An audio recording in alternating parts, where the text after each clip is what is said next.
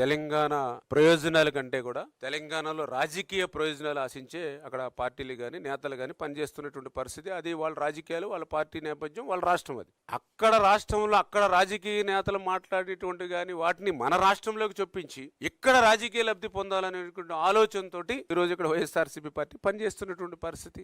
ఏదైతే ఇప్పుడు మీరు చెప్తూ ఉన్నారు ఈసీ క్లియరెన్స్ కి సంబంధించి మీటింగ్స్ అని, ఏదైతే ఇప్పుడే మేము చెప్పాము. ఎందుకంటే అబద్ధాలకి అసత్యాలకి ఆయన బ్రాండ్ అంబాసిడర్ అని చెప్పి 2020లో ఈయన తీసుకొచ్చినటువంటి ఎత్తిపోతల్ని 4 సంవత్సరాలు, మరి 4 సంవత్సరాల్లో మీరు ఎందుకోసం మరి ప్రయత్నం చేయలేకపోయారు ఈ ఈసీ క్లియరెన్స్ తీసుకోవడానికి? మీకు చిత్తశుద్ధి ఉంటే మరి 4 సంవత్సరాల్లో ఎందుకు డిపిఆర్లను ఆమోదించుకోలేకపోయారు? మీకు చిత్తశుద్ధి ఉంటే మరి ఆ రోజు ఉన్నటువంటి జీవో కూడా 364 జీవో అంటే ఏదైతే మీరు చాలా క్లియర్ గా ఇది డ్రింకింగ్ వాటర్ మాత్రం ఎందుకు మార్చుకోకున్నారు? ఇది సాగునీరు కాదు, మీకు చిత్తశుద్ధి ఉంటే ఇది త్రాగునీరు కాదు, ఇది సాగునీరు కోసం అని చెప్పి 364 జీవోని 2023లో ఎందుకు తెచ్చుకున్నారు?